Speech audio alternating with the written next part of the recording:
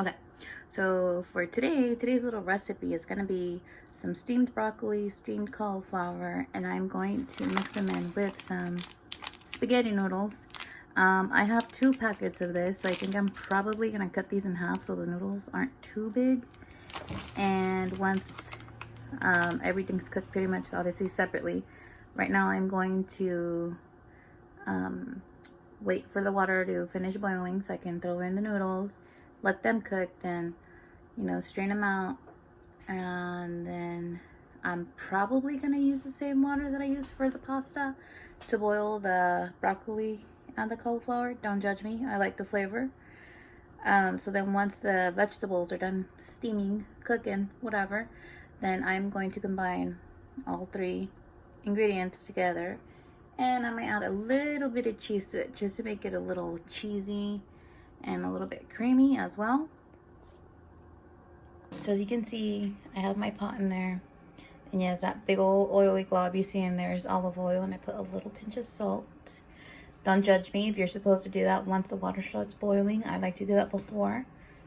But anyway, so in there, like in this size pot, I like to put a lot of water in there just to make sure that the noodles like all get, cooked evenly and they get soaked.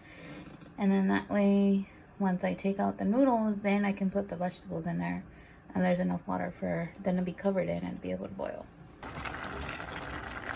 Okay, so as you can see, the noodles, they've been in here for maybe 10 minutes already, and as you can see, they're boiling. A little water is boiling with them in there. I usually put olive oil in here in the noodles and like a pinch of salt, so that when I strain the noodles and I set them aside, they don't stick to each other. Because I don't know if you guys have done that when you put that, like when you strain noodles or pasta and then you set it aside for a while so you can get like other ingredients and stuff together, the noodles kind of stick to each other. You try to like do that and then they won't come like apart, just will stay stuck. So that's why I put olive oil and then salt on it so it can give it a little flavor.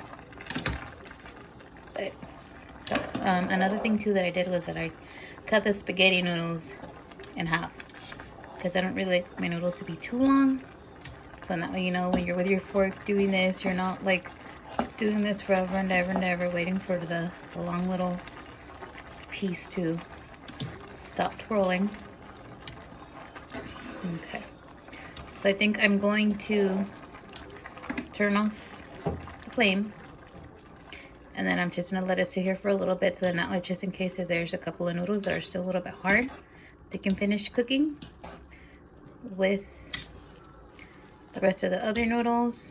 And that way, it can steam up a little bit. So I'm gonna put the lid on it and probably leave it in here for like 5 more minutes, and then either, I don't know, I'll probably just strain it and then just use different water. I was gonna use the water from this for the cauliflower and the broccoli, but it's not enough water. As you see, most of the noodles soaked it up, so I'll have to wait until I end up boiling more water and then adding the veggies in there. Okay, so here now I have a little bit of the broccoli and the cauliflower that I just cut up, but I'm gonna end up using both of the broccoli and cauliflower heads. I noticed that the broccoli, it's easier to cut it with the knife, and then the cauliflower, this one, it pretty much just like falls apart on its own if you just pull it a little bit. So anyways, so I'm gonna end up leaving them into kind of medium-sized little bite sizes, I guess you can say, so then that way they're not too small and they don't like completely fall apart once they're steamed, boiled, whatever.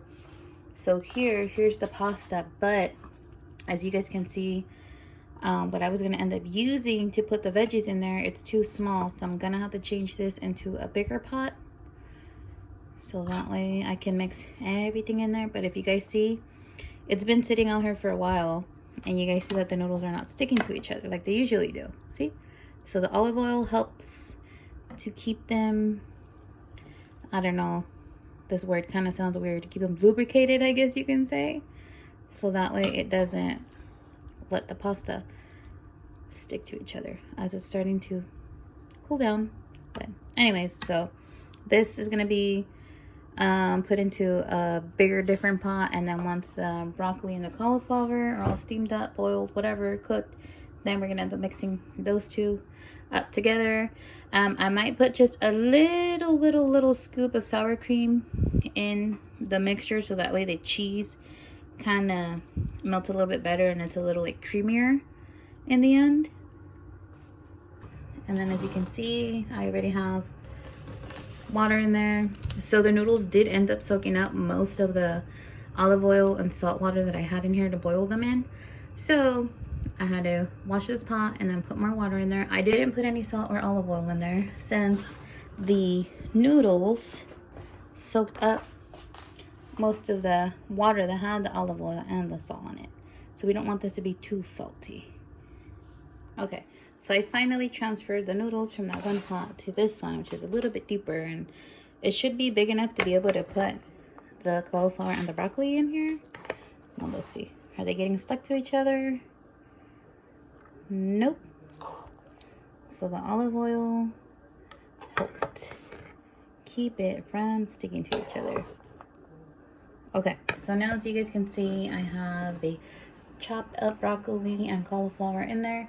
The water was boiling earlier before putting those in there, but once I put all of the veggies in there, it looked like it didn't have enough water, so I ended up adding more warm water to it.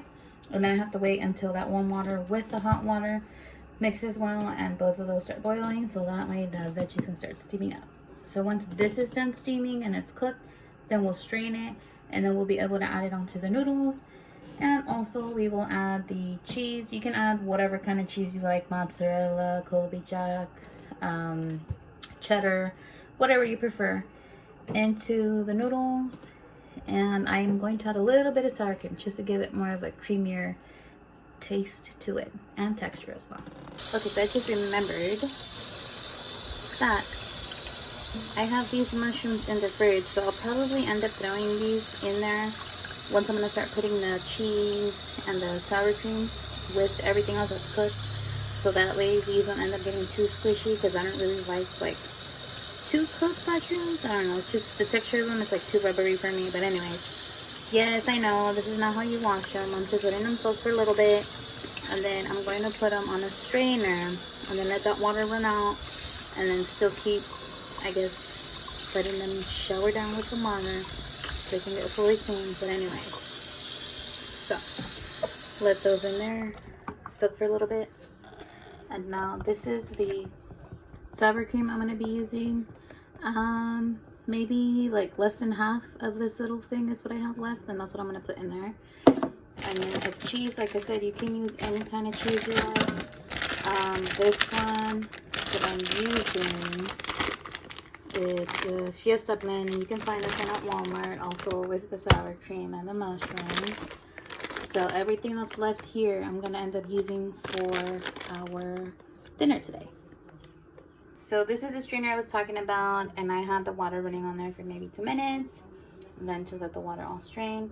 So as you guys can see, these mushrooms, they have the little rabito, the little end part looks a little funky.